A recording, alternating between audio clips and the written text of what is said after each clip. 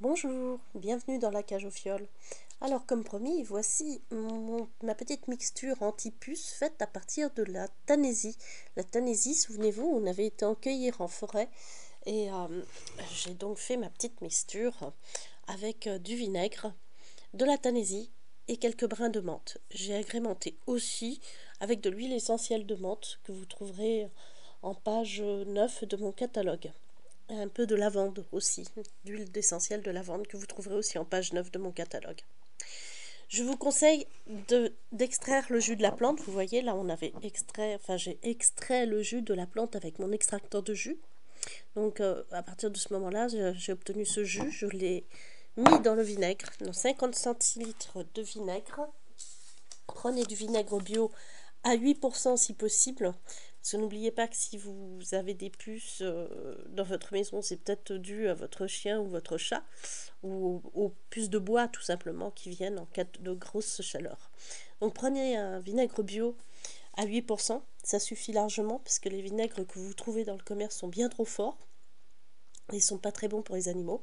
Donc ce vinaigre bio d'alcool, vous allez le retrouver en page 191 de mon catalogue.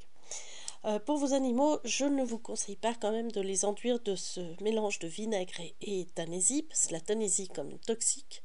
Vous avez un spray anti-puce à la page 195 de mon catalogue qui est complètement inoffensif pour les animaux. Par contre, vous pouvez vaporiser le coussin de Médor ou de Minet avec ce mélange. Donc une fois qu'on a mis le jus de la tanésie dans ce vinaigre, on peut rajouter quelques brins de menthe, on peut rajouter quelques gouttes de lavande en huile essentielle et en menthe poivrée en huile essentielle. Donc vous retrouverez tout ça dans mon catalogue, il n'y a pas de souci. Il vous suffit simplement de mélanger ces 50 centilitres de vinaigre avec le jus, rajouter les plantes plus les huiles essentielles et vous avez un antipuce maison sans produits chimiques du tout dedans. Il vous restera bien sûr dans l'autre partie de l'extracteur de jus les plantes que vous aurez broyées.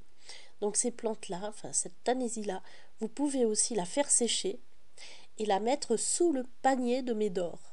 Ça évitera que les puces viennent se loger dans son panier. Voilà. Alors je vous ai tout dit pour ce petit atelier.